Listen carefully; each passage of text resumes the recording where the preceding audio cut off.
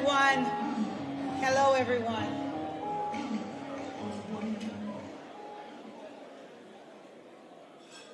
Great afternoon now.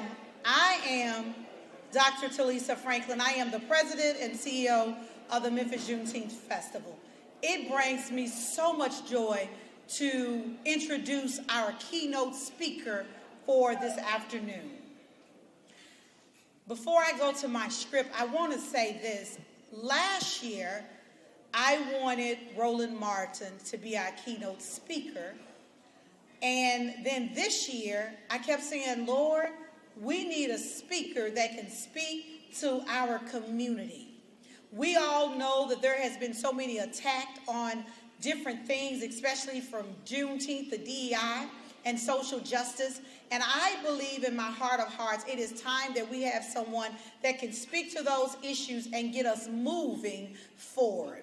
And so I'm super proud to know that our Memphis Juneteenth was able to do such that. So ladies and gentlemen, esteemed guests, and advocates for justice, it is with great honor and excitement that I introduce our keynote speaker for this year's Juneteenth Freedom Luncheon, a man who has dedicated his life and his career to being a powerful voice for social change, Mr. Roland Martin. Roland Martin is a distinguished journalist, author, commentator whose work has consistently pushed the boundaries of dialogue around critical issues facing our communities. As a trailblazer in media, he's not only reported on the events that shaped our world, but also has championed the voices of those who've often been overlooked and marginalized. His commitment, y'all, to elevating the discourse of race, politics, and social justice has earned him numerous accolades and a devoted following. Through his influential platform, including his work as the host of the Roland Martin Unfiltered, he has fostered discussions that challenge the status quo and empowered individuals to engage in the fight for equity and justice. Roland Martin's passion for uplifting the Black community and advocating for change has made him a reverent figure in the movement of civil rights. As we gather to celebrate Juneteenth, a day that marks the emancipation of enslaved African Americans, let us reflect on the ongoing struggle for freedom and equality. Roland Martin embodies the spirit of celebration, reminding us that our work is far from over, y'all. Please join me in welcoming a true champion for social change, Mr. Roland Martin! Come on, y'all, let's give him a great Memphis, Tennessee welcome, Mr. Roland Martin, y'all. Get ready for unfiltered conversation. As we say in the church, let go and let God have his way. Once again, y'all, Roland Martin.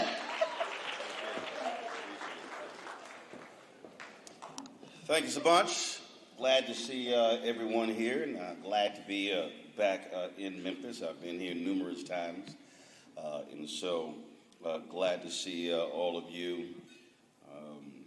For 6 or 7 years straight, I did Reverend Whalem's Men's Month, and so it was always good to see him and see members of Olivet, but also to say what needs to be said. Let me also thank the folks who have supported the work that I've done over the years, but especially the last 6.5 years. When TV One canceled News One Now in December 2017, there were a lot of people who were upset, who were angry at that, but I wasn't. And it was interesting when Alfred Liggins, the CEO, was telling me that he was canceling the show. They were looking to cut their debt load.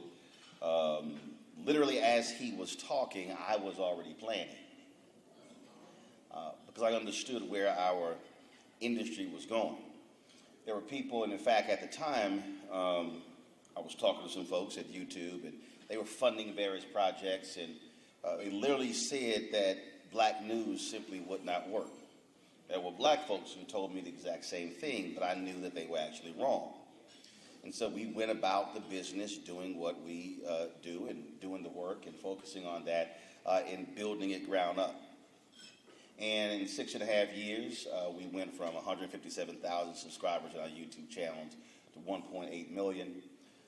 We have grown tremendously, going from 1 show to 5 shows.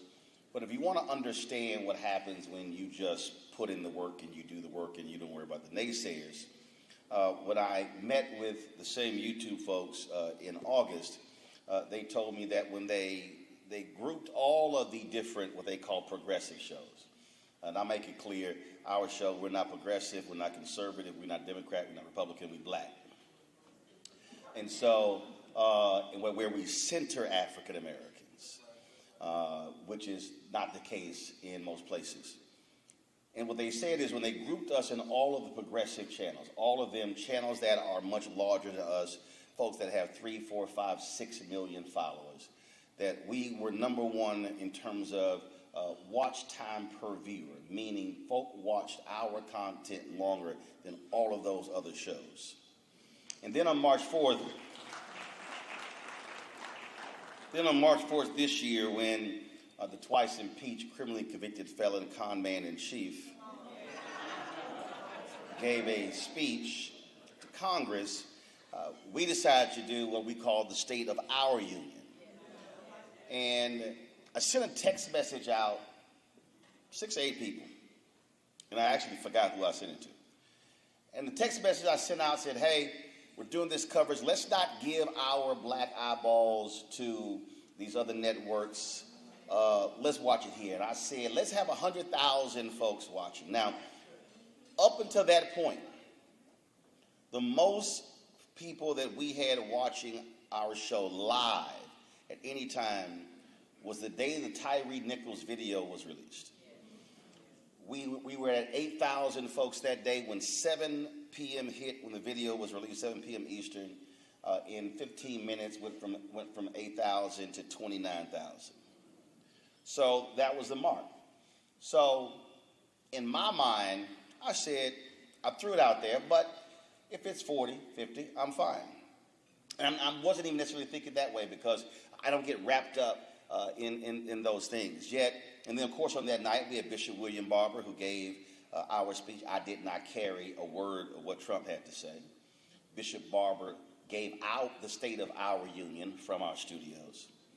And when we went live that night, and what happened here was, again, I just sent the text message to 6 to 8 people. Then all of a sudden, like on Sunday, a couple of people hit me. They said, hey, is this real? And I said, yes, it is. Then on Monday, about 5 or 6 people hit me, and they said, hey, is this real? This showed up in our family group chat. The patriarch or the matriarch of our family posted this, and they saw this. Then on Tuesday, about 30 people hit me saying, hey, this showed up. My uncle posted this. My aunt posted this. My mother posted this. My grandmother posted this.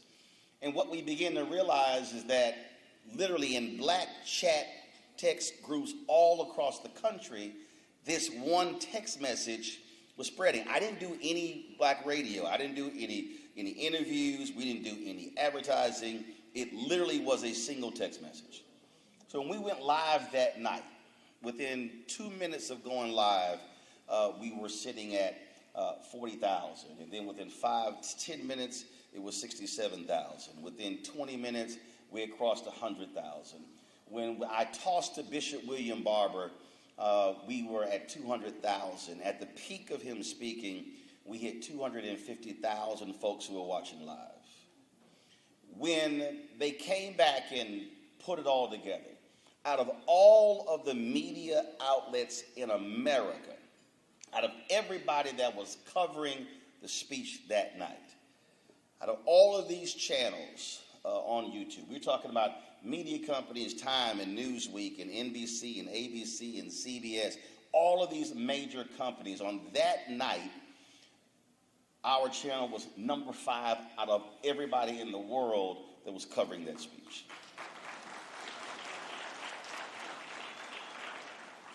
Now, why is that important? Because, first of all, once you show you can do it, it means that there's no excuse it can't be done again and on a consistent basis. What it also showed is what can happen when black folks move collectively in terms of an action. See, we often say, well, we can't do this, we can't do that, but it actually happened. I remember when I was an editor in Dallas, and I had a reporter, and I always talk about Kelvin Bass. He works now for State Senator Royce West in Texas. And Kelvin, he wrote a story on Erykah Badu, and he knew Erykah Badu's grandmother. And so he really took his time writing the story and researching and putting everything into it. So when I read it, I didn't have to do much editing to his story. Now, the following week, after it ran on the front page, he turned in a story, and I said, Kelvin, come over here. And he came over, I said, what the hell is this? He's like, what do you mean? I said, this story sucks. So then I proceeded to cuss him out. I said, because, see, you messed up. He's like, what do you mean I messed up? I said, see, you messed up because you showed me last week what you can do when you give a damn. What you are now telling me is this story means nothing, so you didn't spend any time, anything in it. I said, and it reads like crap. I said, you messed up because you showed me that it's actually in you.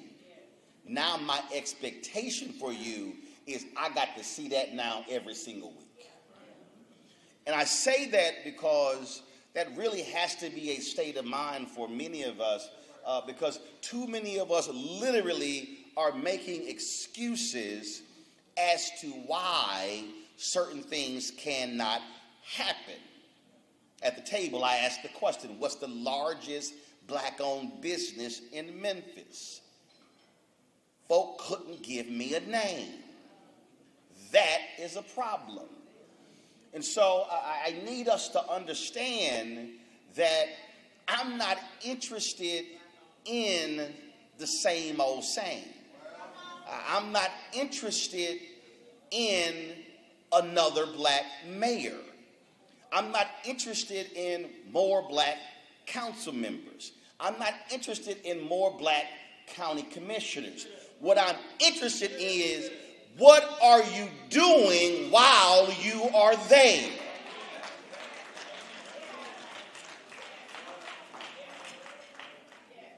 So allow me to, and church-going folk are familiar with the phrase, allow me to tag this text. So just in case you don't remember anything, and I got to give you a title that you can, people ask you, well, what did he talk about when he came to the 32nd annual Juneteenth celebration? You can give him this here. I'm not satisfied. I'm not satisfied. This holiday for me is a lot more personal than it is for other people. Because first and foremost, this is the only national day where this nation has to utter the word slavery. See, a lot of folk have made fun of black folks in Texas because, oh, y'all got the word too late, as if there was Instagram, TikTok, Snapchat in 1863. Dr. Gerald Horn has written a book talking about the counter-revolution in Texas that preceded the Civil War, and what he lays out that's that war in Texas for, quote, Texas independence. That war preceded the Civil War and actually set up what took place with the Civil War and the fascism in this country. And he talked about how the story was told when General Granger came to the shores of Galveston, Texas, to give the word to the people who were enslaved of African descent in Texas that they were now free. But the problem with that is like the problem with so much of American history. It literally is white his story. what Horn's research showed, there were thousands of black troops that accompanied General Granger. It showed that there were people in Texas who defied the law, the Emancipation Proclamation that was actually given. We also know that that's the case because same President Andrew Jackson ignored the Supreme Court ruling, which literally led to the Trail of Tears, which was a part of the elimination of Native Americans. So don't be mistaken. There is historical precedence in this country of presidents or people who occupy the Oval Office ignoring Supreme Court rulings. Now understand, when the Emancipation Proclamation was then issued, and then folks in Texas found out, really what happened was they were actually being kidnapped and held captive because the folks in Texas knew about the Emancipation Proclamation, but they chose not to abide by it. So it wasn't that the black folks there found out late. They were being held captive by their I call them prisoners. That's what I call them. They were actually prisoners of these racist folks. Because, see, you have to understand that Texas independence was all about slavery. Just a couple of weeks ago, I came home and my wife was watching the History Channel, and they had this 4-part docu-series on the frontiersmen. And in this docu-series, it is talking about how all of these individuals, how they settled America and they settled the West, and what happened when the likes of Davy Crockett, who was an American hero, and others, when they went to Texas, and then there was this battle over land. And I'm watching the docu-series, and all I'm hearing them say in the docu-series, and Leonardo DiCaprio was one of the executive producers of it, amongst many other names, and they kept saying they were fighting for Texas independence, but they never were defining exactly what that Texas independence was, because really what they were fighting against was that you had a Mexican president of African descent that abolished slavery in Mexico, and Mexico was a border state with Texas. They controlled Texas. It was a border state with the United States, and so the white settlers in Texas did not want to have slavery in. So then what we have, again, white history, white his story, and again, I grew up in Texas. Every Texan is required in the 7th grade to take a Texas history class. The book is literally that thick. It is a bullshit book.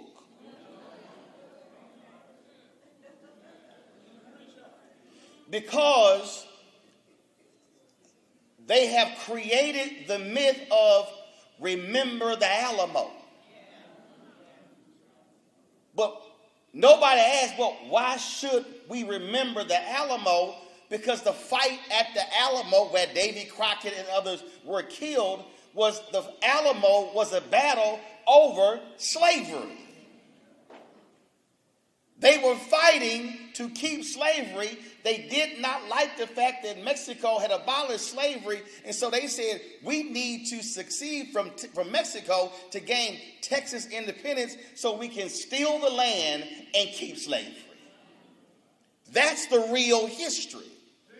But again, in this country, when folk write the story and don't look like us, they conveniently left that out of the narrative as to why they were fighting for, quote, Texas independence.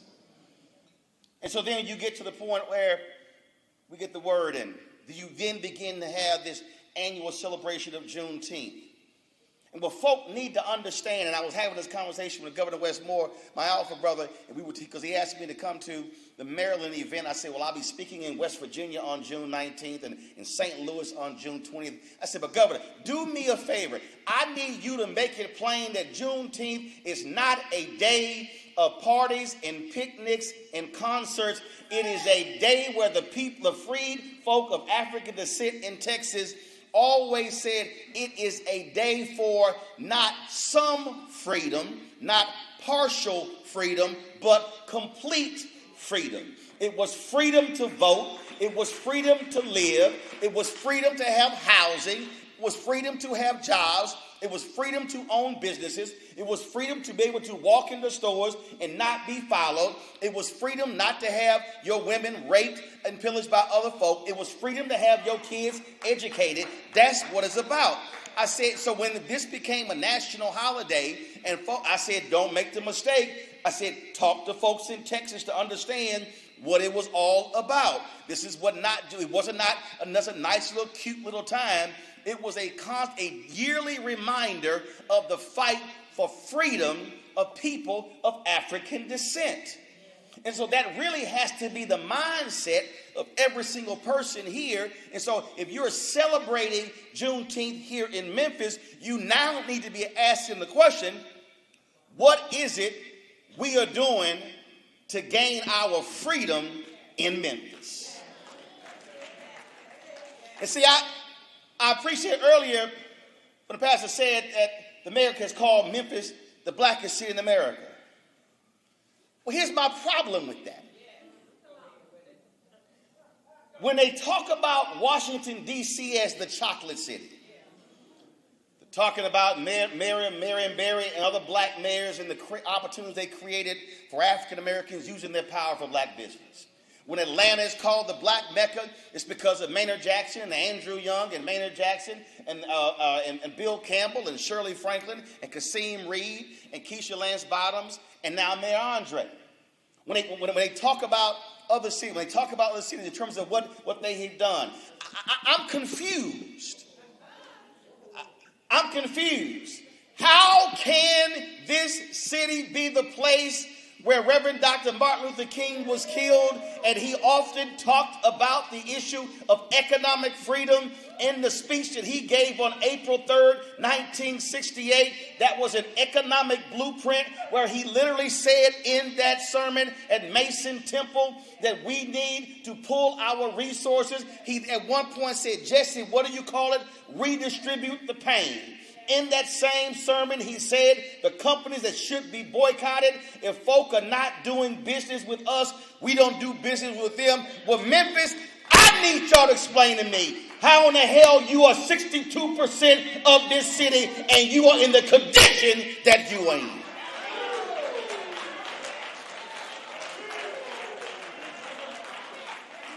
I need black leaders, black political leaders. I need business leaders. I need preachers in this city to explain to me, how are you so comfortable in a city that literally practices economic apartheid against black people? I need you to ask the question of the black mayors that were elected before you, how is it that they were complicit in allowing the economic apartheid to continue? There is no way in the world you can have a city that is 62% African American and your contracts don't even reach 25%. That means that every black person in this city that is paying property taxes, sales taxes, you are spending money, you are virtually not getting a return on your investment, but we are just happy with the facade of leadership. See, I'm not satisfied because somebody black is sitting in a position, because let me be real clear. There's a difference between being present and having presence. See, when you're present, you just show up. You can be present and no one know you're there.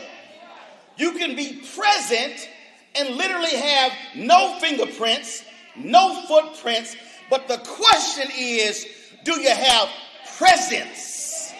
When you walk into the room, does the temperature change? When you walk into the room, do some folk start getting uncomfortable? If you are a black leader in Memphis and you walk into a room and folk in the room don't get uncomfortable, you simply are present.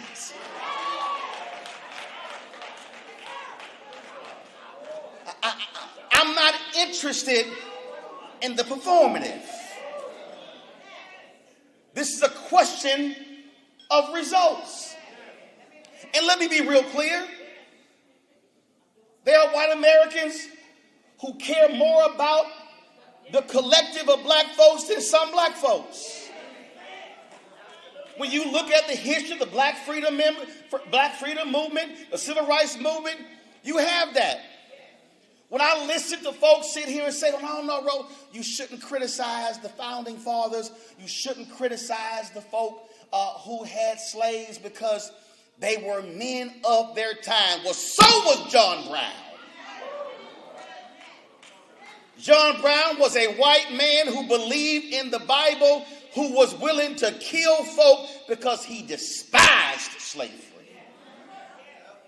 And that means you need to have folk in this city who don't have the same melanin, who should be angry with what they see economically that's happening in this city. Every single year, we commemorate the assassination of Dr. King, minus an economic conversation.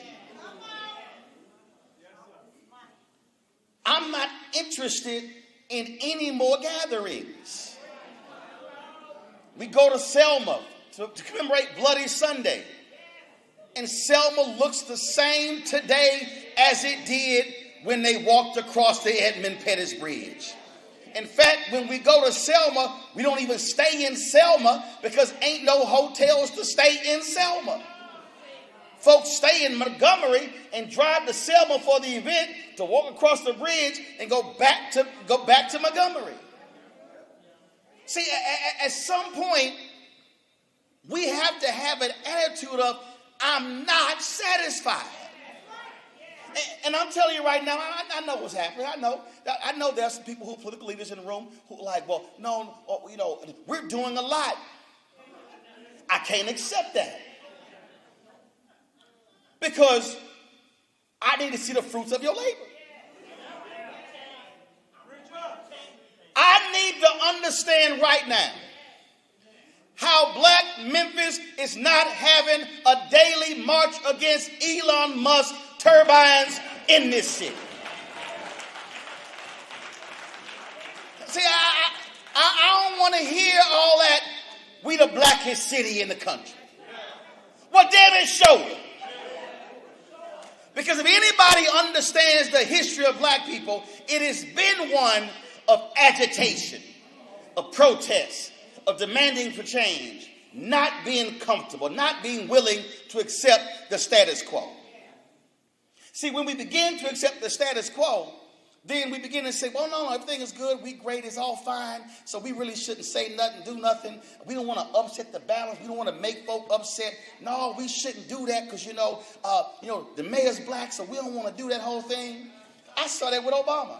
There were black people I remember being a part of a conversation. I mean, it probably was at least 30 degrees at the table. And they were like, well, no, Ro, we can't be doing that because, if we ask for a lot of stuff, white people are not going to vote for him in the second term, so we can't ask for nothing because we got to wait till the second term. And then when the second term was like, well, we really can't ask for that, I said, no, I'm confused.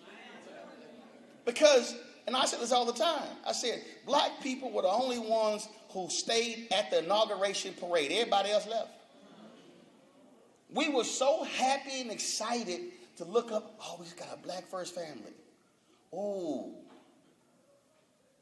But everybody forgot he was the 44th. How in the hell did we put pressure on the previous 43, but we said, no, we ain't going to do nothing with the 44 because he's the first. No, he's the first black, but he's the 44th. So I can praise being the first black, but David, I can ask for some stuff for the 44th. And that literally is the posture that we often take. We have folk in this, and let's just be, see, again, I ain't interested in dancing around stuff. Because let me be real clear. My mama, we 78 in November. It was 8 kids in her family. The 8 kids had 39 kids. The 39 kids had 70 plus grandkids. No, they had 39 kids, which is my grandparents' grandkids. The 39 kids had like 70 kids. The 72 had more like 120. Every Sunday, my grandparents' house, for 15 years till my grandfather died, we were there every single Sunday, all of us together in that 1,500 square foot house. I never slept at a non-family member's house till I got to college because I had family. I didn't have room for friends. So let me be real clear to everybody in the room. I don't need no new friends. I come from a large family. So I don't have to sit here and play nice with folks. The network I have, I own. The only person on my hierarchy, on my flow chart, there's God, then me. There's nobody above me. So you can't call nobody. You can't text nobody. You can't even call my wife because she's like, I can't tell them what to do, so I'm letting y'all know. So with that said, it is stunning to me, and I see this all the time. And I've been following elections. I am confused. How in the hell you got races with 5, 6, 7, 8, 9, 10 black folk running? When if 10 run, 8 of them know they ain't got no shot whatsoever. And then when you lose, now you mad. When Tashara Jones ran for mayor in St. Louis, the reason she didn't get elected the previous time is because there were 2 or 3 black male candidates who ran, but they didn't want the sister to win. But if you ask those same black men running, who likely are running their operations, it's sisters. It literally is the dumbest thing in the world. See, if you don't understand how to amass power, then you don't know how to use power. That means sometimes y'all got to have the courage to tell people, I need to sit your ass down. You don't need to run. See, I told you, I'm not here to mince words. That's a problem for me. Atlanta is what it is because Maynard, Young, Maynard, Bill Campbell, Shirley Franklin, Kasim Reed, Keisha Lance Bobbitt, Andre. That's why Atlanta is what it is. Because they have had consistent black leadership that has leveraged political power, economic power, to create opportunities that go beyond the city of Atlanta. So I need you to now answer the question. If we talk about, historically, what Washington, D.C. has done for African American economic empowerment, and what Atlanta has done, and what Houston has done, and what Chicago has done, even though Chicago now for the first time had back-to-back black mayors. So Chicago in its history has only had 3 black mayors. Houston in its history has only had 2 black mayors. You've had 5, 3 elected. So I need to now ask you the question, how is it when we talk about black elected leadership in all these other cities and what came out as a result of them being elected, you now should be asking the question, why is Memphis never mentioned? So if Memphis is never mentioned in terms of outcomes for black folk, that means the folks that you have had elected did not deliver. Results are results. I'm just trying to tell y'all. I deal with this every single day. When we talk about, right now, when we talk about what happened in the 70s and 80s, we talk about Hatcher in Gary, Indiana, Stokes in Cleveland, Jackson in Atlanta, Coleman Young in Detroit, Maynard Jackson in Atlanta, and how they used that power when Maynard Jackson said tumbleweeds will be going down these runways before I allow this airport to be expanded without black participation. Maynard Jackson told the banks in Atlanta, y'all got to add black board members. They said, ain't no black folks we can find. He said, Mr. City Treasurer, come into my office. Take our money out they banks. Oh, hold up, what you doing? He said, no. You're not going to have city money in your banks but you can't find black folks to be on your boards. When he became mayor, African Americans were getting 0.0012% of all city contracts. Not 1%, not 0.5%, not 0.25, not 0.10, 0.0012. See, this is America, y'all. If you ain't having a money conversation, you are not having an American conversation. If you want to understand America, just go to Washington, D.C. If you stand in front of the White House and you look at the White House represents power. If you look to the left, you see another building that's on the same land as the White House. That's the Department of Treasury. The White House is power, Treasury is money. Treasury is money, the White House is power. Those two things go together. Why do you think when that convicted felon, that twice impeached thug, went to Saudi Arabia, 32 American CEOs went with him who were running multi-billion-dollar companies? Because politics and money go together. Let's not be confused. And so I understand we can talk about social justice and we can talk about voting rights. We can talk about housing. But everything in America emanates from money. King understood that. Abernathy understood that. All the folk understood that. And so why is it that this generation is being so soft and unwilling to be challenging folks in this way? When I asked the question, can you name me the largest business? Folk couldn't name it. There's no reason in the world there is not a major black-owned construction company in this city, or engineering firm, an architectural firm. You should be able to run down the line, but it's not there. You should be asking yourself, that's the problem. Because if you're not incubating and growing and building capacity of black businesses, then you're not creating opportunities for the next generation. And so then when folk run, they are running on an agenda of how can I lower crime? Do understand this, and John Hope Bryant talks about it all the time. You ain't never seen a riot in a neighborhood with a credit score of 700 or higher. If you show me, if I lay out a map of Memphis right now, and if you see the lowest crime areas in Memphis, I guarantee you that correlates with money.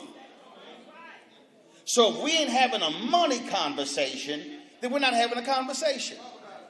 And so if we're going to talk about Juneteenth in 2025, there has to be a group of radicals in this room, in this city, who are willing to challenge school districts, city council leaders, county leaders, state leaders, in order to change what is happening in this city.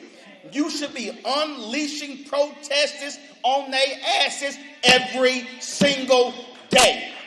And that means groups showing up in power. I'm a life member of Alpha Phi Alpha Fraternity Incorporated. I need to understand how is it that you got alphas and deltas and AKAs and zetas and links and Prince Hall Mason and Eastern Star and all these groups. I want to know when the last time has your organization showed up in mass presenting an agenda at the city council meeting. Imagine if all of a sudden 2 and 3 and 4 and 500 women in Pekin Green roll up to the city council meeting saying, here's our agenda for Memphis. Imagine if red and white folk, women in red and white, or brothers in black and gold go to a Shelby County commissioners meeting saying, here is our agenda. And let's be clear, if you don't enact it, we're going to make sure that somebody is put in here who actually can enact it. I'm sick and tired of pastors getting together, slapping each other on their back, reciting scripture, but not putting the same scripture into place. If Jesus had the audacity to turn over some tables, when was the last table you turned over? Gatherings like this are not about eating an unseasoned piece of chicken. Gatherings like this are supposed to be recommitment efforts for you to be focused on the agenda of freedom and liberation of our people. If you came here to take some selfies, to eat a dinner and then go back and say, I checked off this event of the Negro event I went to for the month of June, then you're wasting your time. If you come back to this room next year for the 33rd event and the city looks the same way it did this year, you've wasted your time.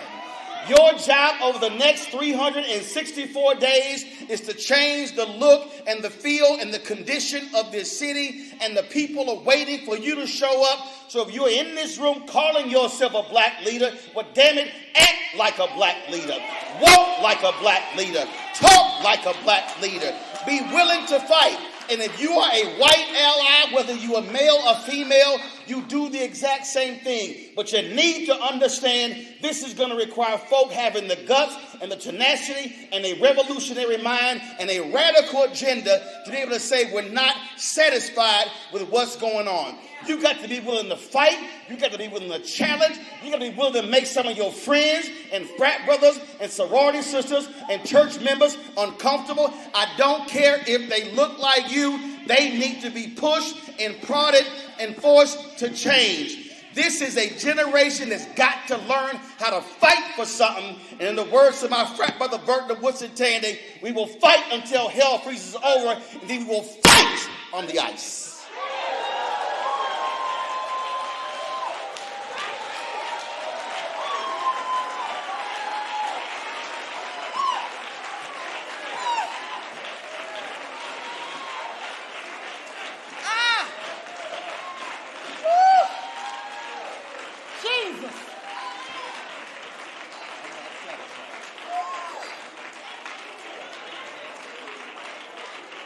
The Roland Martin.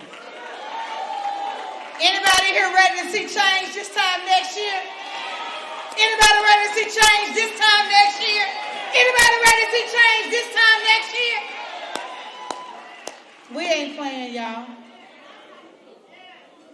And we're going to do these awards. I want to make sure we honor these people, but thank you so much, Mr. Martin. I knew there was a message that had to be heard, and I'm grateful that the Memphis Juneteenth Festival was able to bring us such a notable man here. Dr. Brooks, wow. This time next year. Awesome. I'm serious, y'all. Expectations have been set. They set, y'all. Y'all, we are so honored to honor 5 individuals that has made a difference in our community. And so we wanted, these are pillar awards every year, because if you know these individuals, they're literally making a difference, and they're not afraid, and they're not scared. And I always tell people, you got to do it even afraid, do it when you're scared, just do it. It's a bigger picture. And today, just to hear this message has lit a fire under me that's saying, Talisa, you ain't doing enough. So when y'all say, Talisa, you do too much, just say I'm doing too much, because it's just going like that. So if you pay attention to the screen, we're going to honor our first Pillar Award. In the realm of cultural heritage and celebration, we recognize Dr. David Acey and Lady Yvonne.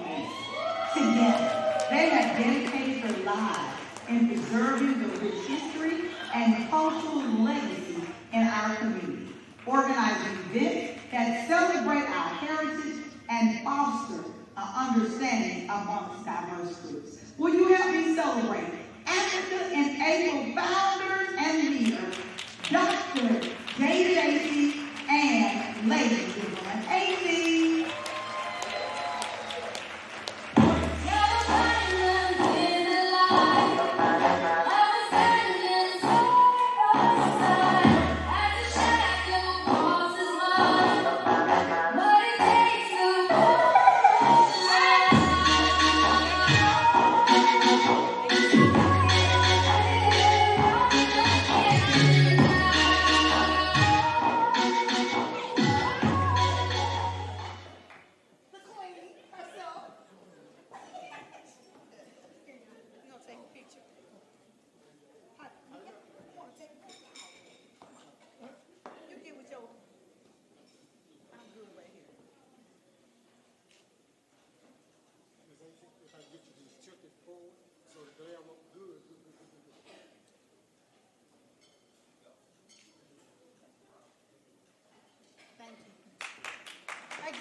Once again, let's honor the ACs.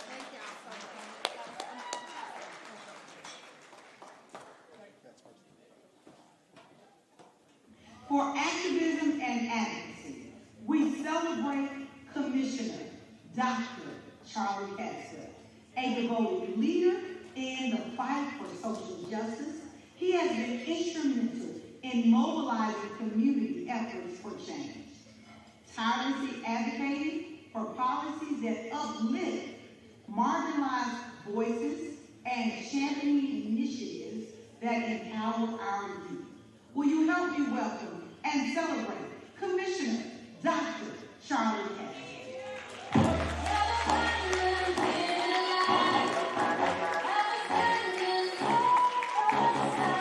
And Commissioner Caswell had another engagement, but the young people that he's impacting is accepting this award, y'all. This is what Memphis looks like. Our young people are leading.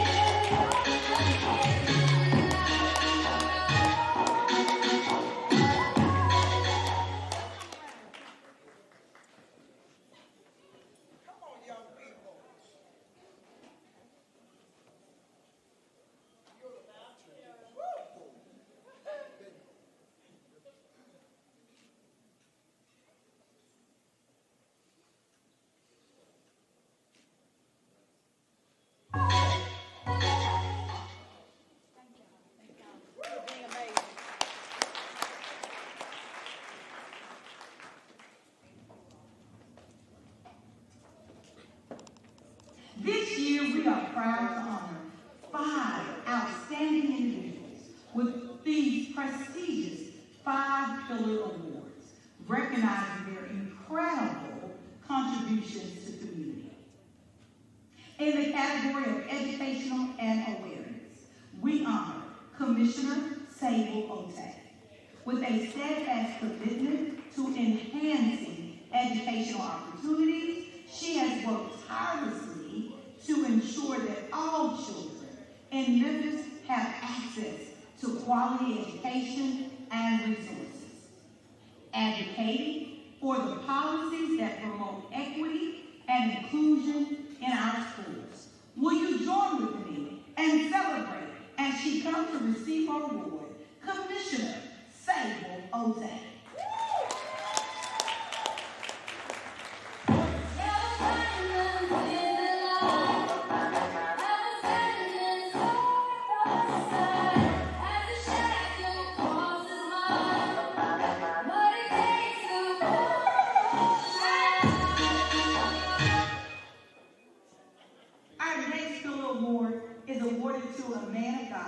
That is truly doing the work in the Westwood and surrounding communities. When you talk about community engagement, he is at the forefront of making sure the community of Westwood and the surrounding areas not just survive, but thrive. He is very visionary, active in his community, and making sure that the needs of the community are met at all costs. Will you help me welcome for our community engagement award, the one, the only, the pastor of the Mount Vernon Baptist Church, Pastor Melvin Watkins.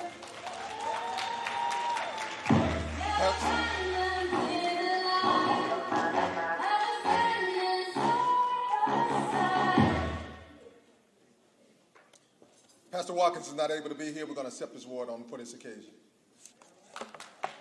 For activism and advocacy.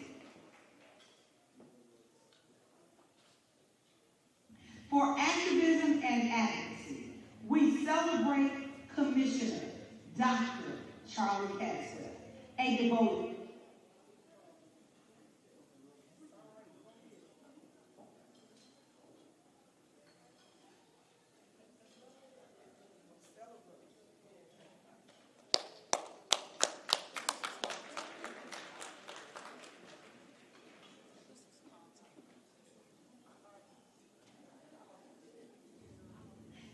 for leadership and inspiration.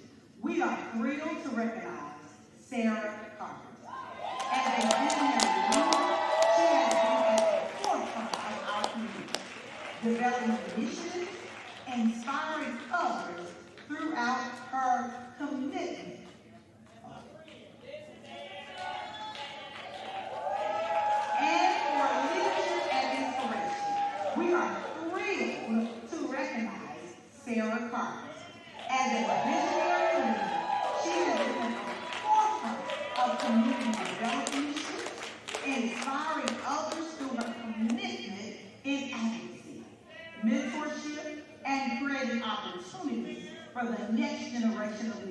Will you help me celebrate the one, the only, Memphis' new queen, Sarah Carter?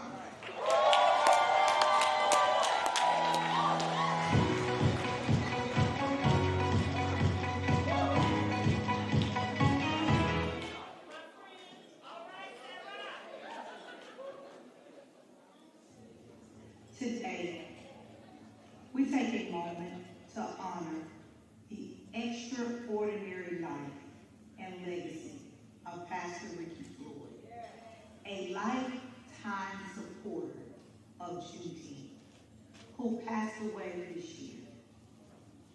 Pastor Floyd was a tireless advocate, working passionately to change the narrative for countless individuals in our community.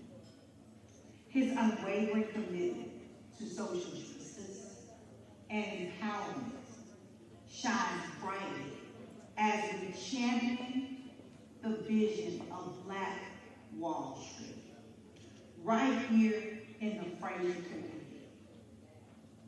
For many years, Pastor Floyd was a steadfast of the Memphis Juneteenth celebration at all costs, inspiring hope and unity among all who gather. His spirit will forever live on. As we remember the impact of his journey, we also remember the impact he had on me. I was affectionately called his twin. For the rest of my life, I'll forever make sure people know about Pastor Ricky D. Floyd. If there was ever a man on this earth that supported me in all of my endeavors, it was a Pastor Ricky D. Floyd. I remember so many times it was his wedding anniversary. It happened every year around Juneteenth. But he made sure some way, he supported Juneteenth. And so we'll forever honor his life and his legacy and his commitment to community. And I want the whole room, if you would, give a loud round of applause, like you love my twin, your brother, your friend, Pastor Ricky D. Floyd, as we honor lifetime support of and to receive the award today is his loving wife, and he loves with all of his heart. The proud pastor of the Pursuit of God Transformation Center, Pastor Sheila Floyd.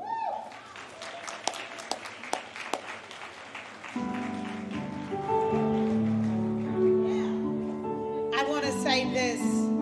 Thank you to all the honorees, but a special love to Pastor Sheila. And listening to Roland Martin, if you all knew Ricky Floyd was one man that championed Black Wall Street. He was unapologetic about Black voice and about Black economic. He would be at the tables always trying to figure out how can Black folk get more money. And I tell you, for the rest of our life, we'll continue to celebrate his life. Thank you, Dr. Brooks, for what you do, how you advocate, and how you use your voice for change. And you're not afraid. But we got to do more now. We're charged to do more, right? So can y'all give our amazing, massive ceremony a round of applause? Will y'all give the Brown Four, the young people, another round of applause? And will you give our keynote speaker, Roland Martin, a round of applause? Now give yourself a round of applause that you gonna do more in Memphis, Tennessee, y'all. We got more to do. This time next year, y'all, we got to see some fruit of our labor. I just want to say thank you. Yeah.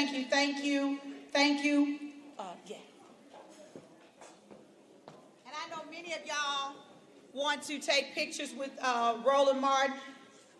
Mr. Roland Martin, can you come and accept? We had to give you something. The pillar of freedom. I don't know about y'all, but did he speak like a free person? If you ever been in media, if you working for somebody, you can't talk like he talk. That's when you know you're a free agent and you free. Y'all better get free. I'm so glad I'm free.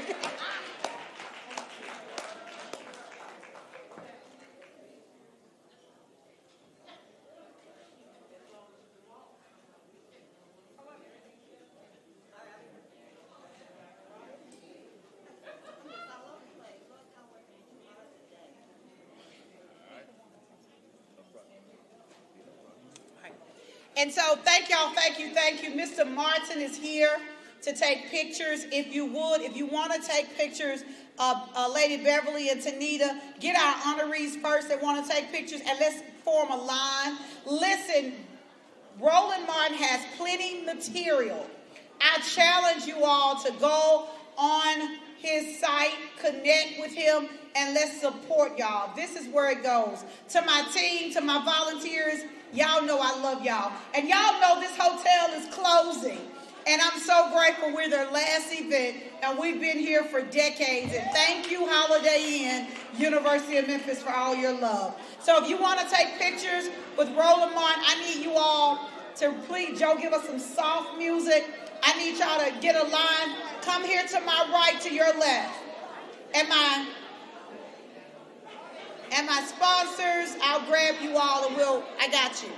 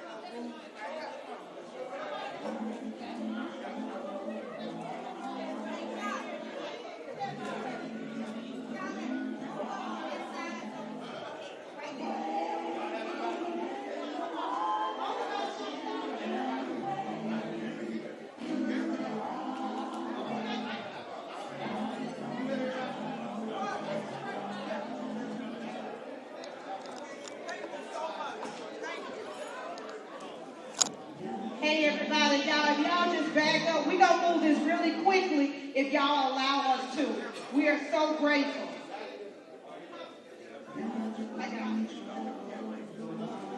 Hey, Joe, can you shift the music for me? Give me some more music.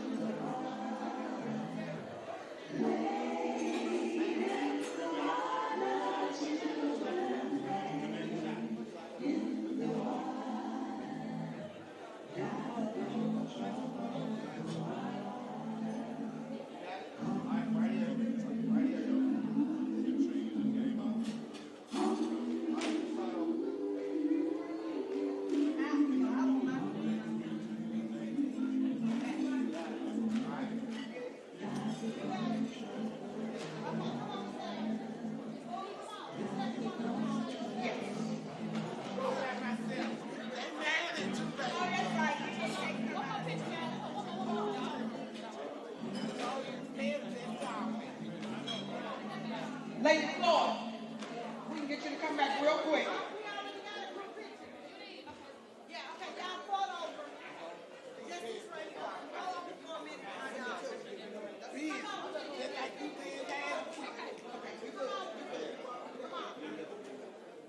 Yes, you good. Thank you. Come on, get out. Here we go.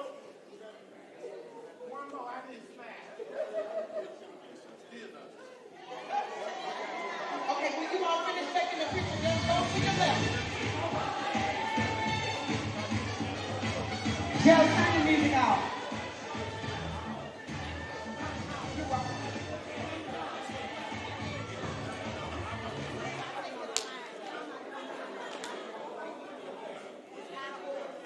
All right, everybody that desires to take a photo, I need you in a line this way. In a line this way. Let's clear out this left side so we can move expeditiously. Stop. Hey.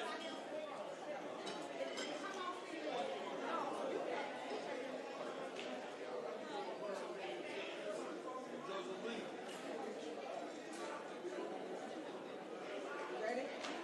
You want Stephen? Okay, come on, Roger. Y'all come on get this photo.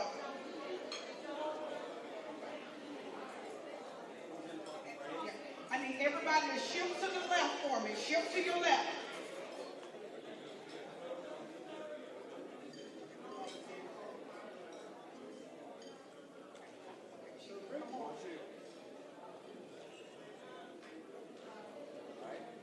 Okay, next, we're ready.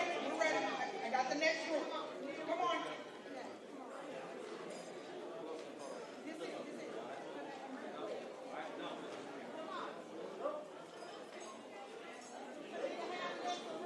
They already ready. We're ready. Come on. Here we go.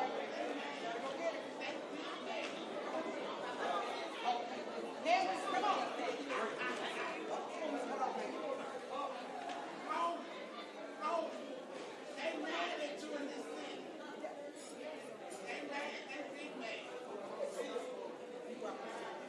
Okay, let's go.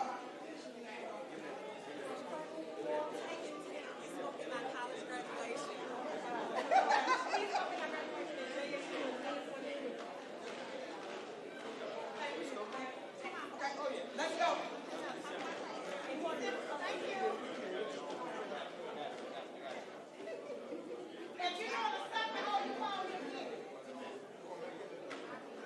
If you want to do a selfie, just have your phone ready.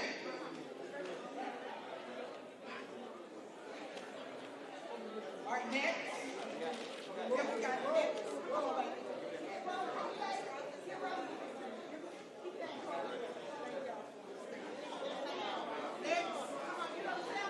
When you all finish, just go to your left. Then we can keep it rolling.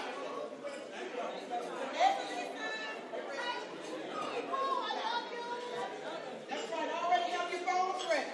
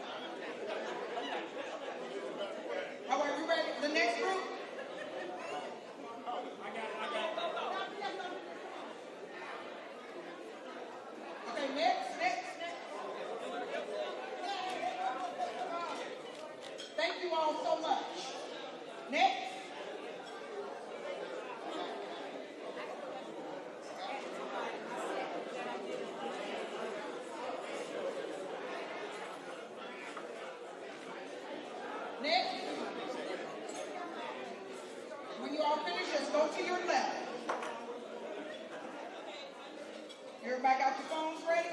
Thank you so much. All right, let's go.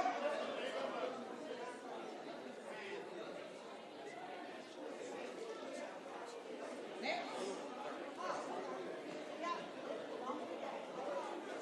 I know, right? Come on, whoever's next. We're next. Everybody make sure you got your phones already on selfie.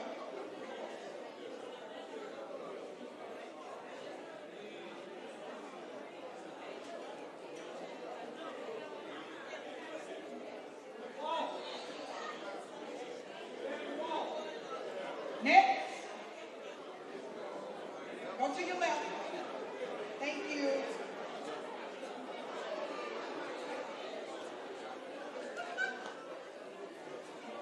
You okay? Just tell me what you need. Mr. AC, you was on the other way for me. Thank you, love. Next.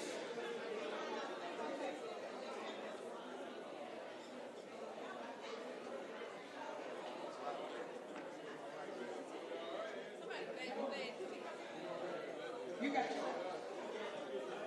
Yeah. You get yours. I can do that. Come on.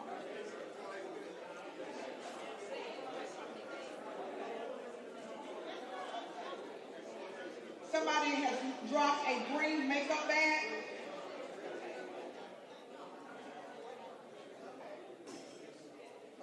Cool. Next. Come on. Anyone else? My line is about to be cut off. Anyone else? Come on, come on. I'll give it to them.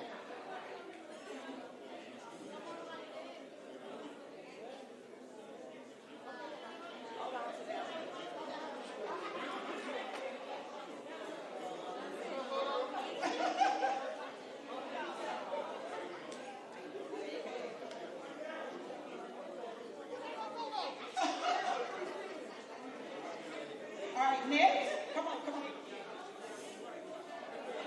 Thank you, sweetheart.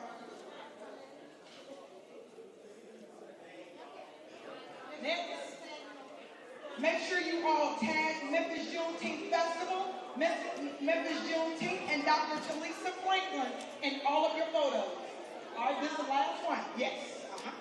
You're welcome, sweetheart.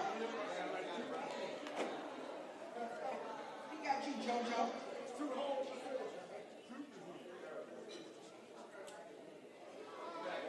Next, come on. Yes. Oh, but his arm, trust me, his arm is long.